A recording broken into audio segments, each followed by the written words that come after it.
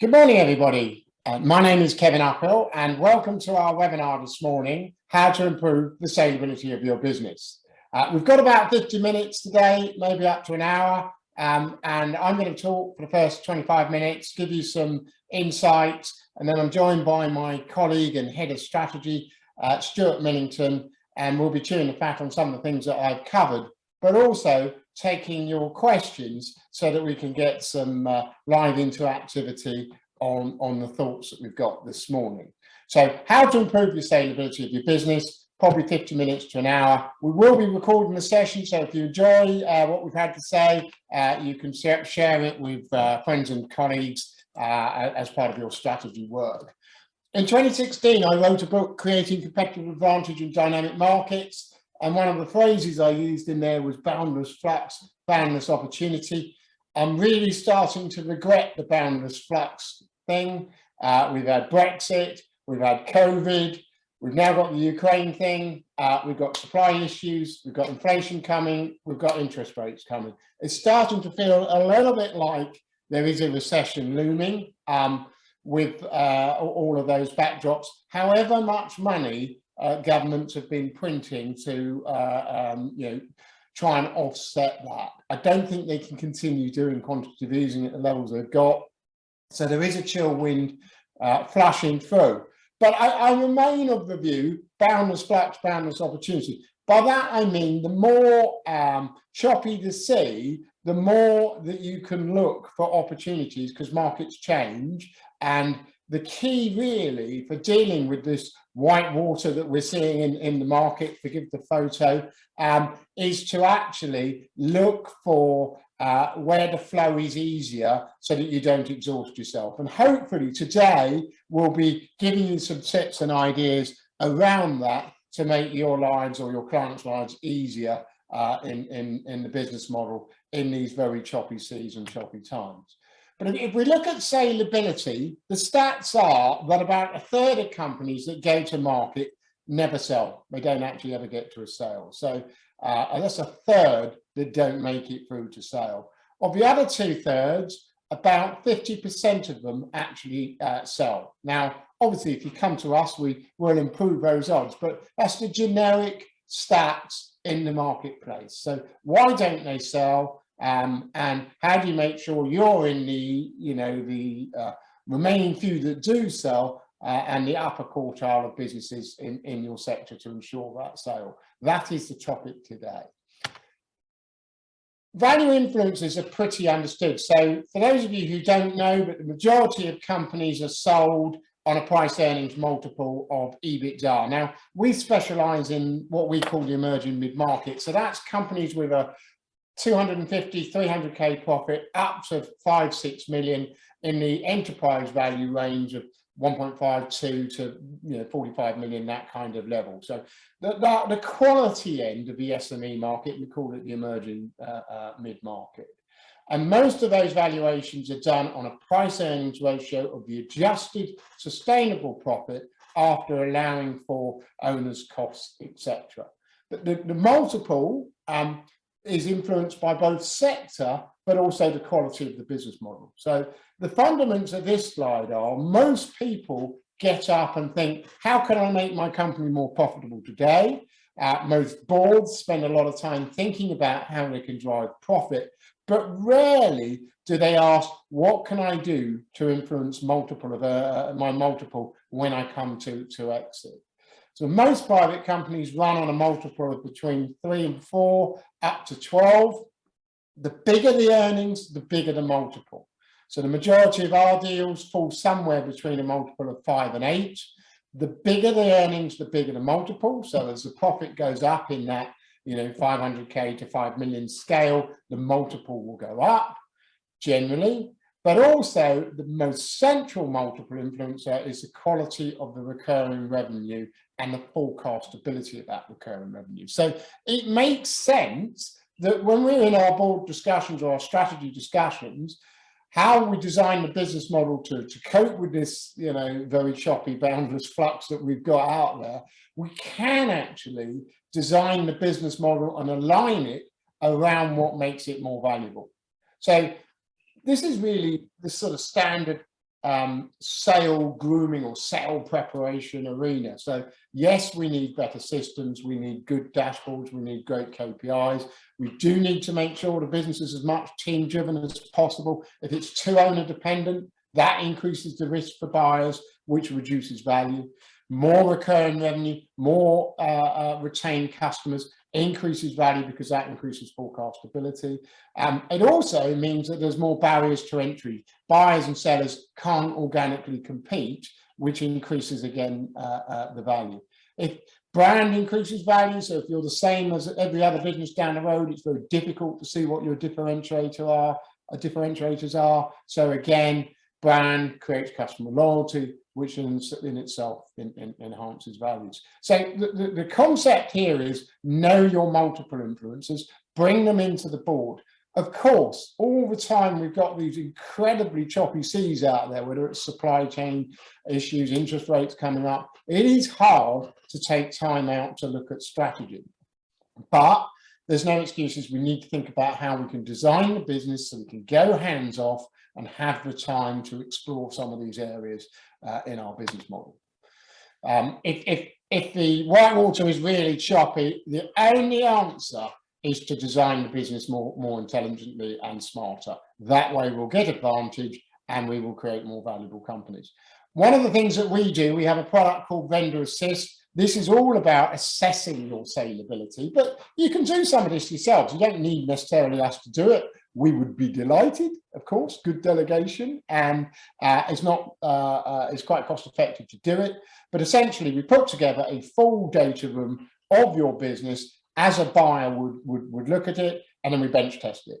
What do we like? What don't we like? Based on our experience of the marketplace and buyers. What's working? What's not working? So we go through the financials. Have you got real-time financials? Do they display the information we need in terms of your customer revenue analysis? How is that trends working? How clear is the business model? How clear are the team on the business model? Is the direction in the right direction for the future market? Now that's going to be really important, and I want to talk about that a bit more depth, particularly in the Q&A area. Of course, your team are critical. Not just can they do the job today, but if the business grows, can they do it tomorrow? But also, if the business is over dependent on you, buyers will place a higher risk on that. So how clear are your roles? Are they out of date? One of the things we often find is that people have got long-serving employees. The job description was last drafted when they were recruited. Roles have moved on, but it's not logged, it's not mapped. And often it's not always logical. Roles are being done out of habit, particularly around owner-managers' involvements. So it's actually quite fun to log what shareholders do and owner-managers do for the business and try and understand what else they could delegate so that they do have more time to look at the business model and the saleability scale. So who's beneath you? How could they be trained? What else could they take on? And how do we change that? And within roles and responsibility, of course, how accountable that team is. It's incredibly difficult to create team-driven business models, but accountability is central to that. Most smaller companies are what we call a village, so everybody helps each other and they cover up each other's deficiencies. But actually the more valuable companies are a bit more like a city. Sorry, what bit about the role didn't you understand? If you can't do it, you either need training or we need somebody else. I was talking to a friend of mine last night at Morgan Stanley. It's the bottom 20% out every single year. That is really harsh, but they do it. And that's how they create the exceptional results. When we're doing the audit, we're looking at technology, operation, what can we do in terms of efficiency? Are there any risks within the supply chain? And then, of course, sales. And again, there's really a lot of work that can be done around sales and marketing on saleability. Marketing is possibly cheaper than selling. I think it's really interesting that the sort of the death of the hunter-gatherer. The gathering is increasingly done by marketing, and then the selling done by account handlers. So how are you blending the sales and marketing strategy, and how cost effective is that? is a particularly central area to the business model today. But I've also put at the end there, when we're reviewing, we're going to review customers, how sticky are they, what is their profile, and what are they utilizing from you. But you'll see I've cleverly put that in bright yellow because I want to cover that in more depth today. I've been selling companies for something like 25 plus years, and increasingly I've realized that customer-driven business models are the most valuable. And so we want to talk about that today and explore what that really means beyond the normal sort of house doctoring saleability bits, which are much more about reducing risk and tidying your house up. Here, it's how we put the customer at the center of the business model.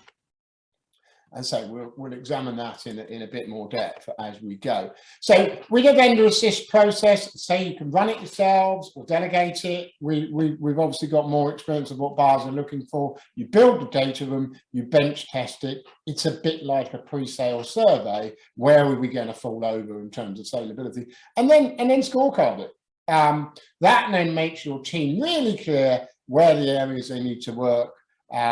You don't need to be saying to them that you're necessarily going to look at a sale. It may be that you're looking at an investment, and most of the risk ratios and key valuation drivers that we've talked about are good business practice. So this can be presented as simply a business review to create a dashboard for the team to go and look at the areas where you're weak. We tend to find when we do the vendor assist and business reviews that the bits that owner managers enjoy and leaders enjoy work well. The bits they don't enjoy don't work well. And of course, the energy in terms of valuation is often in supporting them on getting the side that doesn't get looked at enough or doesn't work well sorted out. Stewart and I recently, we just completed a sale on a catering distribution business. They did not have a good ERP system, and they're putting that in now. But in terms of the cost of the business, it's probably going to save them 100,000 a year. If they're on a multiple of 6, which they were, that's 600,000 deal value that they could have got. Not least of which the distraction of having poor systems. So, yeah, it may be IT, it may be your team, it may be the presentation of information, but you scorecard it, design it, you'll create more valuable businesses. And it's about creating the environment and the time for you to do these aspects.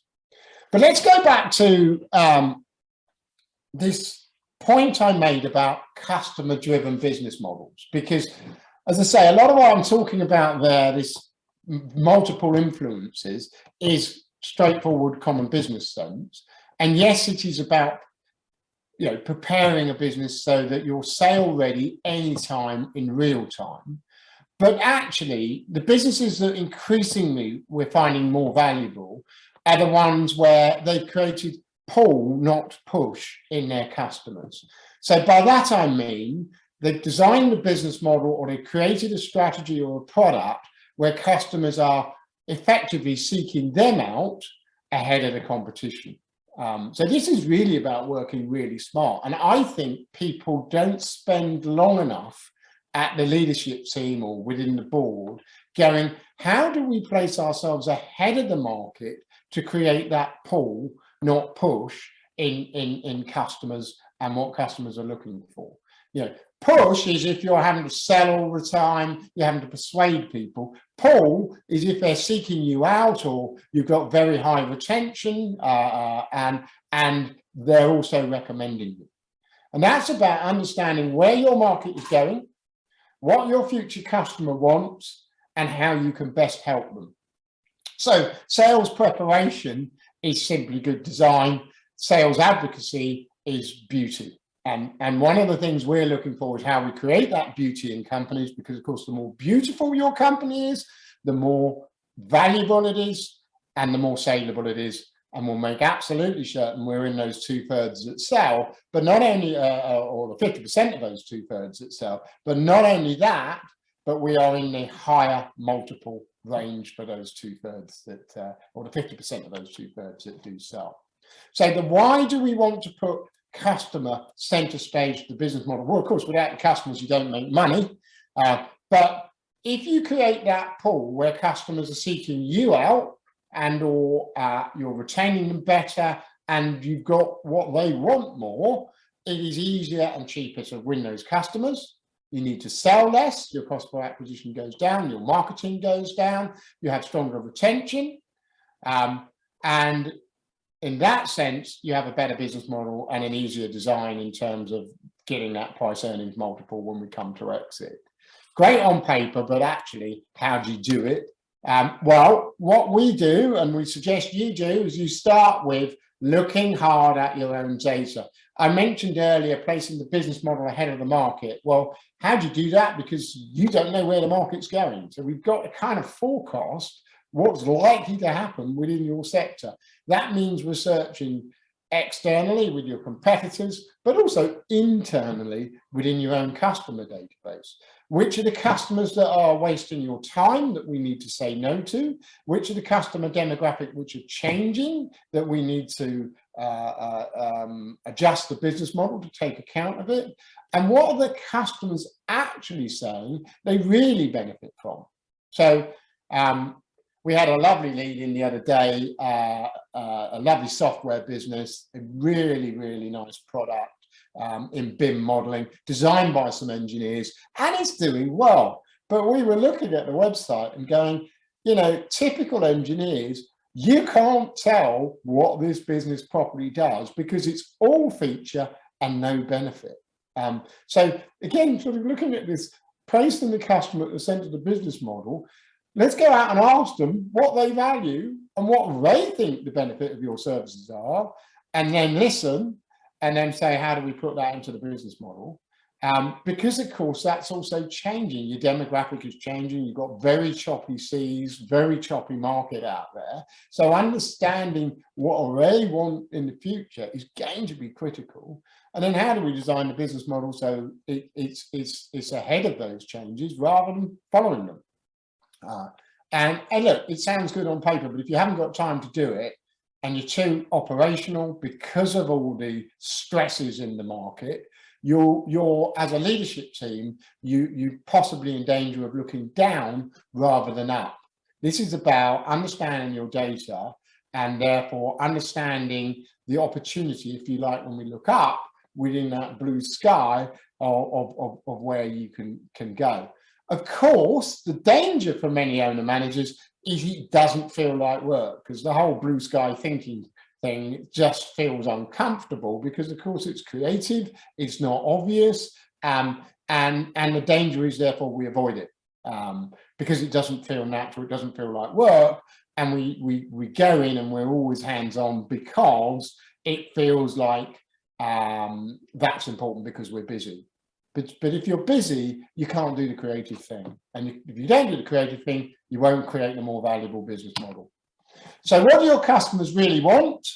How is that changing? And how will that change? And how can you help them in the future? This is classic business model stuff. I always love the Hastings story when he went in with Netflix, the blockbusters, and said, look, digital streaming is going to be the future. You can buy us for 50 million. Apparently the Blockbuster's CEO sniggered and said, what? You know, in terms of price. But the reality was they were arrogant. They missed the trick. Video stores were not the future. Streaming was the future. And they had the opportunity to disrupt themselves and buy Netflix for 50 million, and they didn't take it. So they didn't look far enough ahead. They were too caught in their own zeitgeist around their history, you know, and we all have that problem because our history is where we come from. And so we're so caught in those habits. This is hard, but to look ahead, what are the trends in your market? What are your customers saying? What are your competitors doing? And then how can you make sure you stand out better ahead? And therefore you have more central customer value driven. So companies that have that we need motivation in customers' eyes, of course, have a we need motivation in buyers and investors. And I mean, we sell probably 10, 12 companies a year. We also do a lot of associated consulting around that. And it's really interesting how buyers and investors, yeah, they're all financial. They'll all talk about, oh, well, we don't want to pay a multiple of greater than X. But if you've got that we need motivation, they will be very generous around remodeling your EBITDA and your forecast. They probably won't say we're going to pay a higher multiple, because that's difficult to justify to their boards and their investors. But what they will allow is deal structures and business sale models around forecasts and the opportunity value of the growth you've got in front of you, because you're in pull, not push. And therefore, you will get that higher multiple of historic profits, because you're linking the deal to the future. Historic profits have been spent, right? They're irrelevant. Most of our deals are being done on EBITDA with a COVID adjustment at the end, but it's your forecast and it's your run rate. And the more exciting we can make that, because the more we have that we want, we need with our customers, the more we'll create that with investors and buyers. So a little bit of a whirlwind run through there on saleability. I'm going to bring Stewart in now, and we're going to take some of your questions, and hopefully you can fire those in as we go. And Stewart will also, because he does a lot of those business reviews for us, share with us his views on saleability. Stewart, could you join now? Oh, he's not in. I've asked him to start. Let's see if he's coming in. There we go. Look at that. In the Surrey Hills there, Stewart. Yeah, as I was walking my dogs this morning. Okay. I thought it was really interesting what you said, Kevin. One word resonated to me on the slides and right the way through that I think people should actually focus on, which is the word risk. I think you have to work on the basis that if somebody has got large sums of money to buy a company, they're not going to be a fool.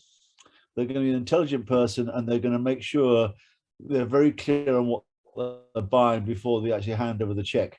It's really, really simple. I think the more risk in your business, the more difficult you're going to find it to sell, and more difficult to get a better multiple. The more you can de-risk your business, the more likely you are to sell. And if you can de-risk the business, and this is one of the points you made, Kevin, make it so it's scalable, that's when you start getting the multiples in the upper quartile, and it gets quite exciting. But I think interestingly as well is the stat at the beginning is really sobering. You know, a third of businesses never even get a serious offer, and of the remaining 2/3, half fail to complete. And I think it's worthwhile people understanding why they fail to complete. And there's a couple of things in there. One is, I thought it was a great slide you've got, Kevin. If you're an MD out there, the slide Kevin had was called "What's Working, What Isn't." That's a checklist, because you need to go through it. Because when we get into due diligence, your buyer is going to go through that list.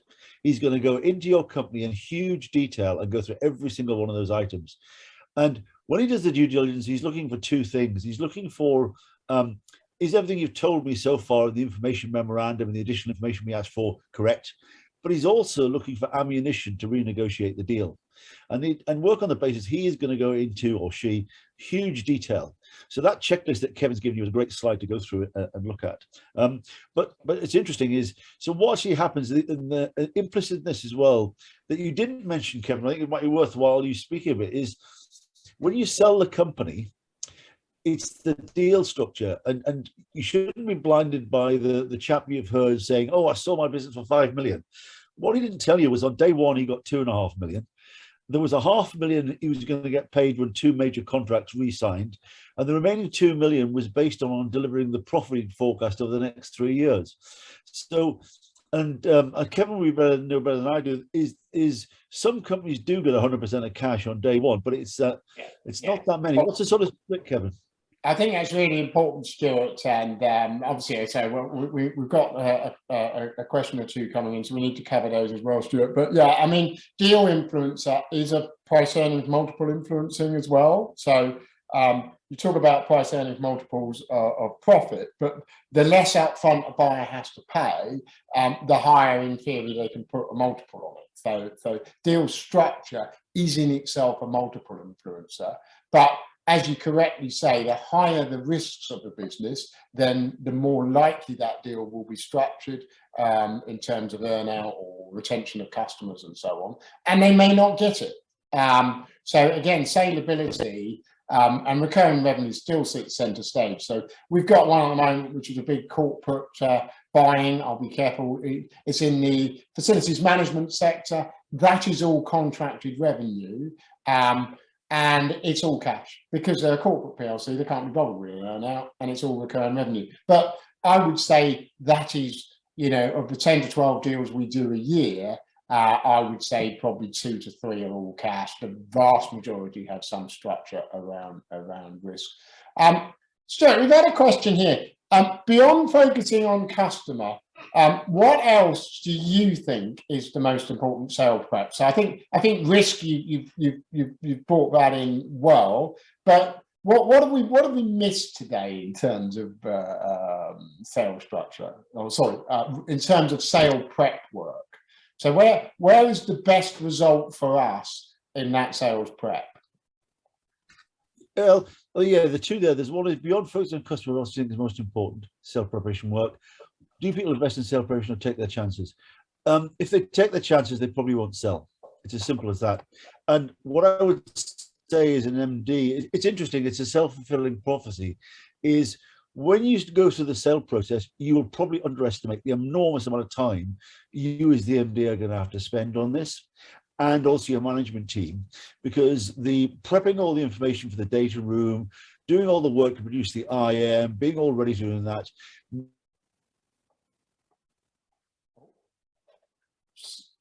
Stuart, you've locked up my end.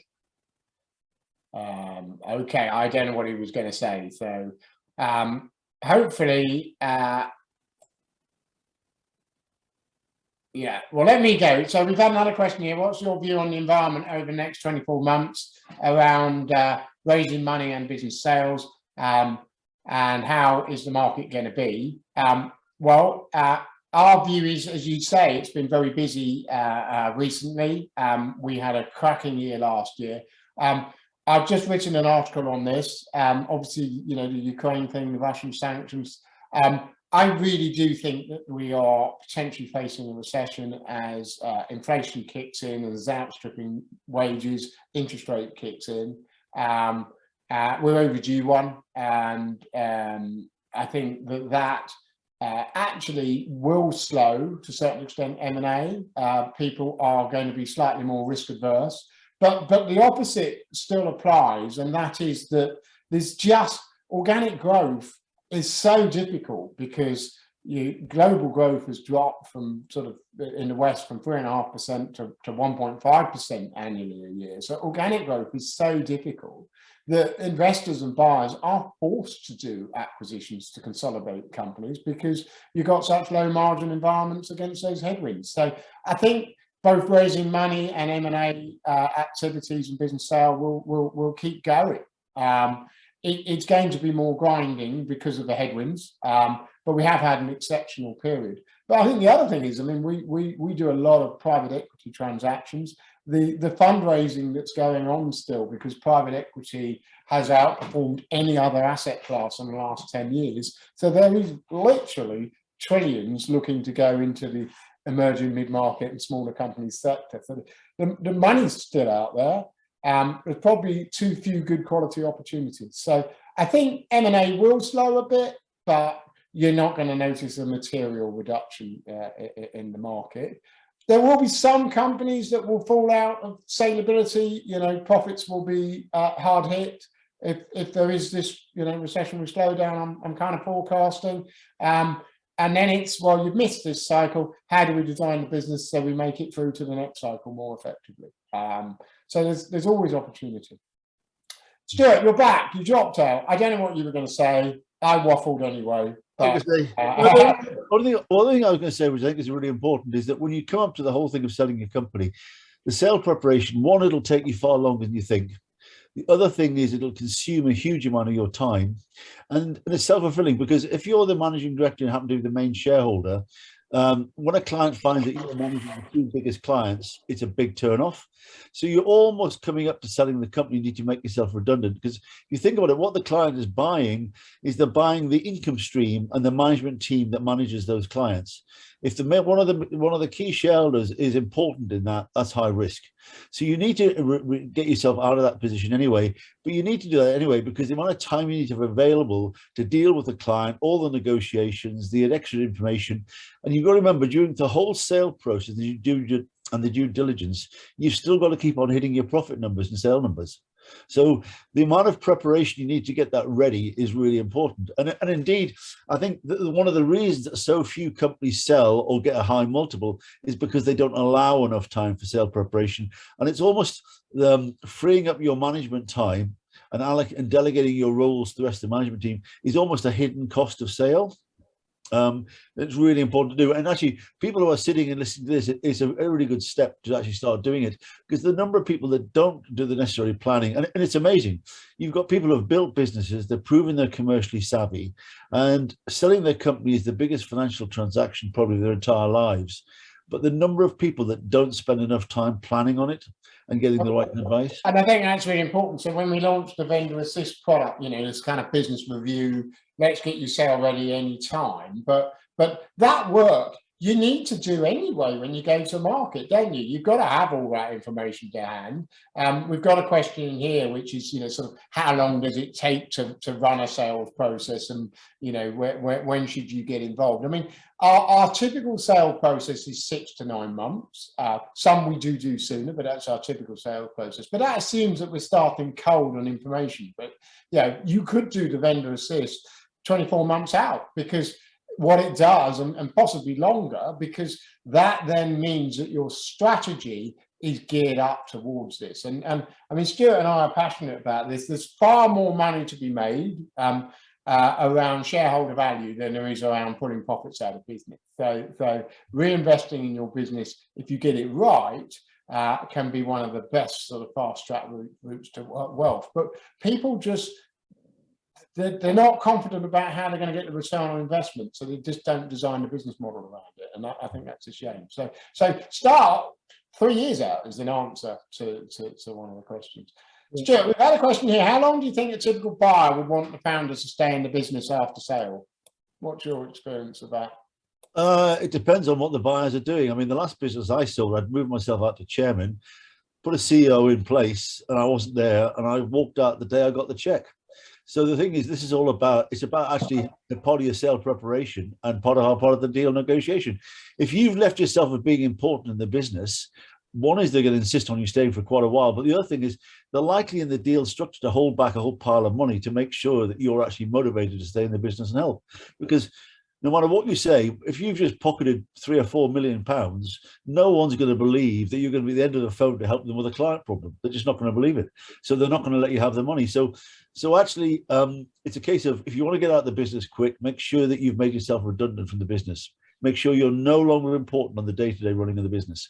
If you are important on the day-to-day running, one, you're going to be tied in, and the other thing is you're probably going to affect your ability to sell the business.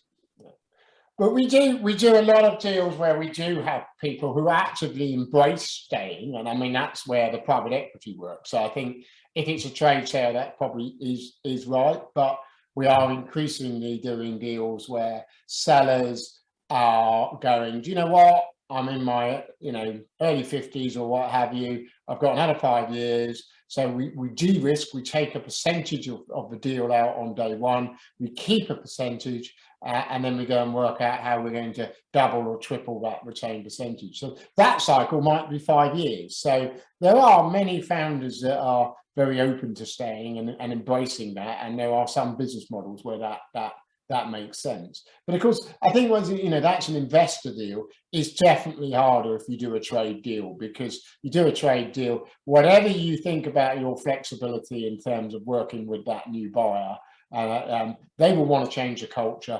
It's your baby, you'll find that really tough. And indeed, if you're actually looking not to sell completely as a trade sale, but bring in an investment, it works better if you're staying, because the track record and the stats on management buy-ins, where an investor comes along, buys a big chunk of the company, and brings in a new management team, the the success of those is not good. The stats on the success of those is really not good. So people tend to like to stay with a management team with a proven track record. Indeed, we're working on one at the moment where the guy he's just, as Kevin said, he's late 40s. He's built a very nice business. It's very profitable.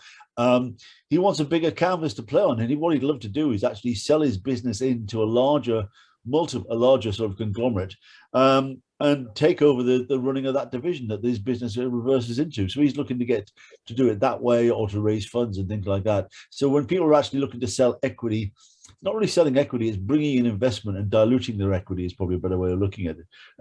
Them being prepared to stay in the business is fairly fundamental these days. Yeah. And there's a lot of that because people are, clear their business is a good investment, and not necessarily wanting to retire to Spain for the whole gin and tonic lifestyle. So, they want to keep going. But I don't know, post-COVID, I'm feeling that the Spain gin and tonic lifestyle might come back. Isolate on their yacht, I think.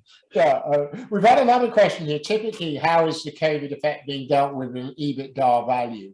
Forecast from 2 years if it didn't happen. Well, that's an assumptive answer, but no. I think yes, there is a snapshot taken of what the business looked like 2 years ago, because that's the last full year without interruption in terms of furlough, and in terms of changes in the cost base on the business model. So you take that snapshot and then you overlay in real-time current performance to build the model out to create the next year's forecast. So that's what I meant when I said EBITDAC. So the EBITDA is done on real-time run rate. How has the business recovered post-COVID, and what has changed in terms of the cost base post-COVID, probably against the last full year prior to any COVID interruption. That then saves this, adjusting furloughs and so on, because we've got one client at the moment we're working with, their furlough grant was £1 million. So you can't really adjust for that. So we take the year prior, and then we look at current run rate, and then we forecast out for a year from there, and we probably link the deal to that. What is the market doing right now, Stuart? What do you think when you meet clients? And I keep saying, "Oh, there's a chill wind of recession." Am I being a pessimist? Well, do you know, it's interesting. I was talking to a guy who runs a very large investment fund the other day, focusing more on the quality SME area. And his issue, he's got a vast amount of money. His issue is finding acceptable companies to invest in. And he reckons that he said he did an audit and they had 300 companies approach them looking to get investment. And he said, as a rule of thumb, 10 to 15 are worthwhile going to the next stage to have a look at, because they just haven't set the business up properly for investment. The way they presented themselves is poorly. They haven't put the preparation in. And his issue is how people actually expect to raise large sums of money when they haven't done the preparation properly. So his issue actually is, I'm desperate to find more investment opportunities of companies where we can see we can make a decent return over the next few years. And they're looking at it falls down for a number of reasons: poor quality management team, poor presentation, poor identification of how they're going to manage the risk going forward, and really just lacking of commercial savviness in the way they're presenting the whole thing up. But to my mind is, going forward, if you've got a good business and you've looked at it strategically and you can see how you're going to grow, it's either one or two things. Are really simple. If you're going to grow a business, it's because you're in a growth state and the scalability, so you're just going to ride the actual market growing, or you've got this fantastic proposition, which means you're going to take brand share from the competition. It's really fundamental. And if you can do both together, that's where you get people excited, because it becomes a really scalable business. I think that's really interesting to do it. Obviously, if I'm right about recessionary forces, if you like, you're cycling into the wind. You've always got this headwind in front of you.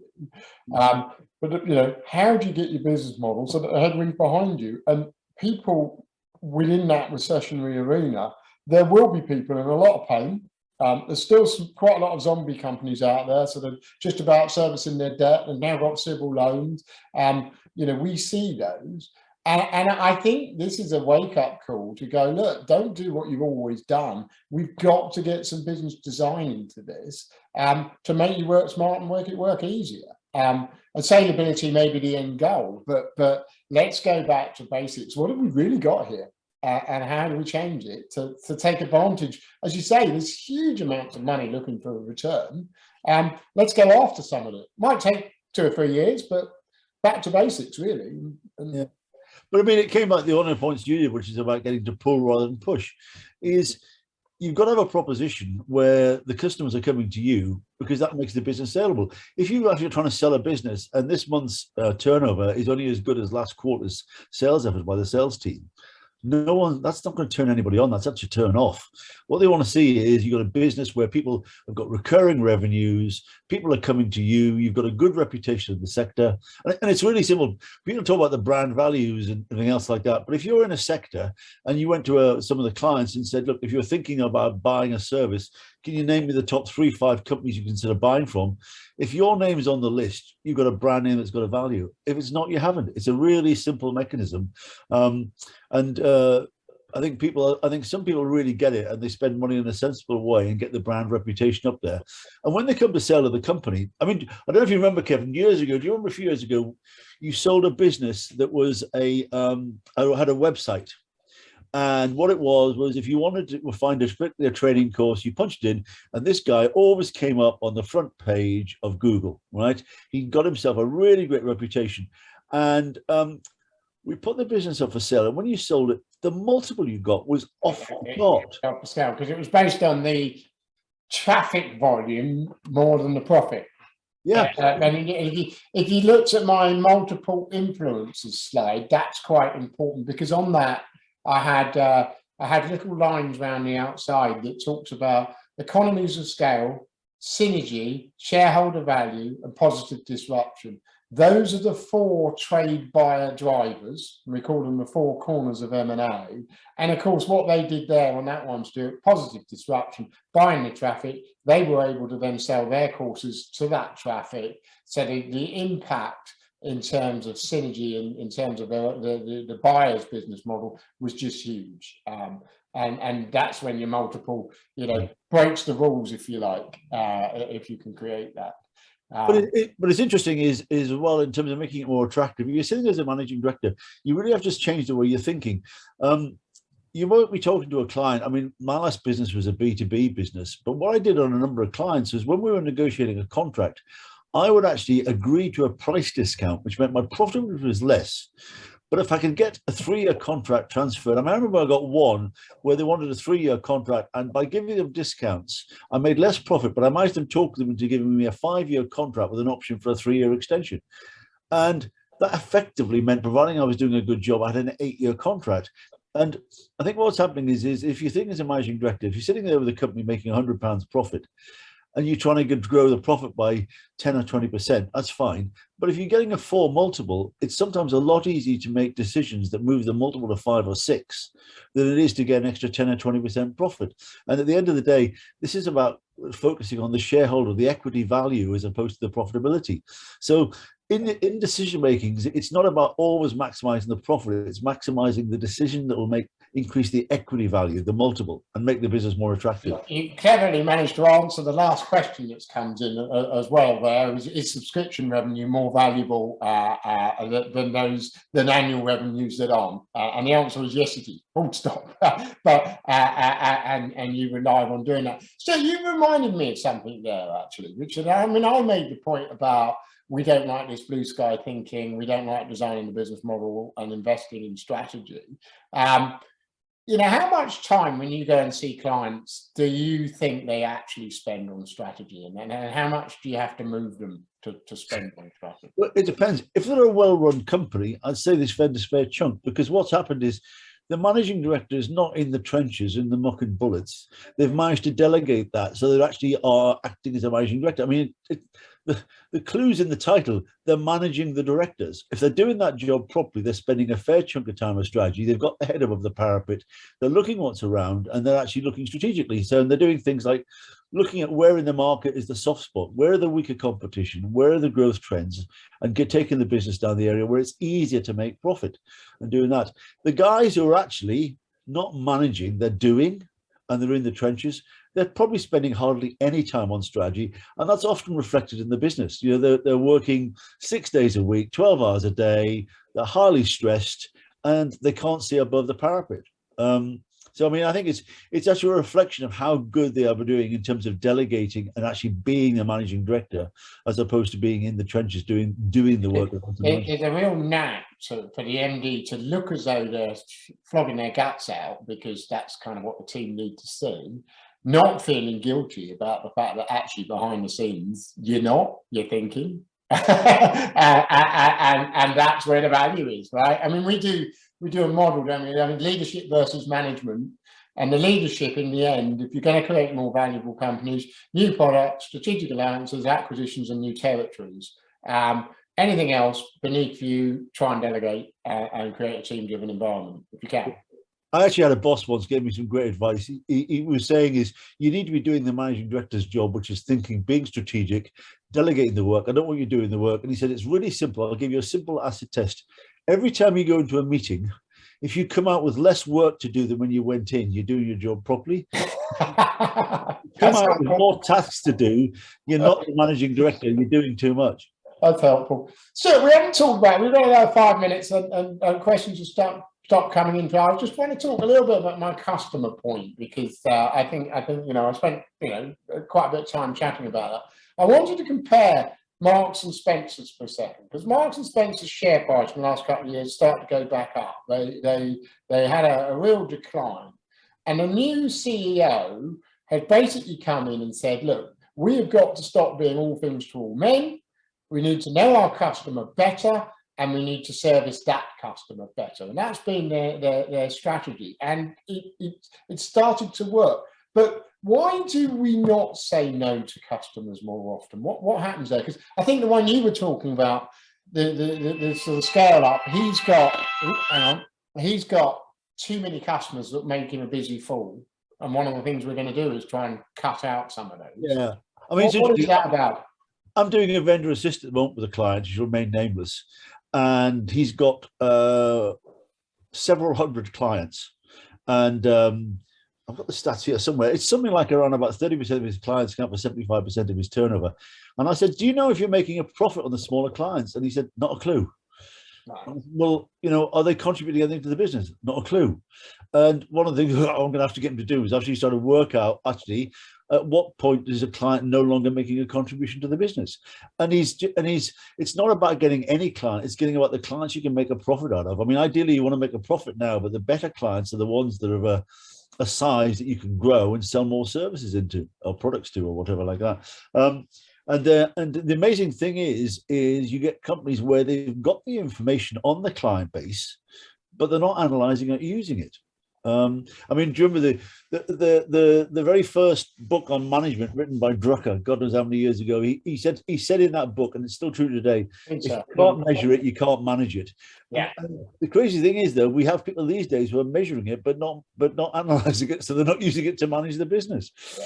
Yeah, it's interesting. But I would think with this point, I think actually there's a huge power in saying no, either no to the wrong type of customers and figuring out how you can get them to know more quickly, so you can then concentrate on the right margin. But the other one, saleability, the role of the CEO or the MD is saying no in terms of business strategy, because what people tend to do is they fight on too many fronts. I mean, we had that other client with, oh my God, the next best salesman was his next best idea. And off he was again in terms of flying kites, because he wasn't clear where the value was in his business. They didn't know what to say yes or no to. Well, we're currently working with one client at the moment. And I think this is it. When you own the business, sometimes I think you do things because you enjoy them. And if you were to really have someone there who's holding you to task and being really hard about what's the commercial rationale for doing this, I think there's a number of things that owner managers wouldn't be doing in their businesses. And indeed, I'm working with one business at the moment, and we have the business has got 6 main income streams, and I've closed down 2 of them, reduced the turnover by 25%, and we're going to double the profitability of the business. Yeah. Because two of them are fun. He likes them, but the commercial logic behind them, he shouldn't be involved in them, and they're not making money. And actually, they're a distraction. So what we've done is there's the old thing is turnover is vanity, profit is sanity. And now I've got him to focus on the profit. He's going to completely change the way he looks at the business. Yeah. Which is sometimes hard to hear, isn't it? When they're your founding baby ideas, it's like, no, I know best. But actually, an objective view can. Yeah, but the good MDs sit there and are honest and say, yeah, do you know what? I've always enjoyed doing that bit, and I know it doesn't really make money, but I suppose if I'm looking to sell a business, there's got to be a time when I've got to stop dabbling and started focusing on the pure commercial logic of how I make this business more attractive and saleable. Well, Stuart, it's been really helpful, and I think been a really good session, hopefully for everybody. Don't forget, we have recorded today's session, so you can share it. If you need any follow-up details, I will just put us back on the screen so you've got our emails and mobiles. We don't bite. We're more than happy to chew the fat if you want to carry on the conversation. We've got a few more webinars coming up. And we've also got lots of guides and content and webinars on the website, so you can listen to your heart's content on what we would describe as owner CPD, owner studying. But really appreciate your time this morning, and thank you everybody for coming, and have a great day. Thank you.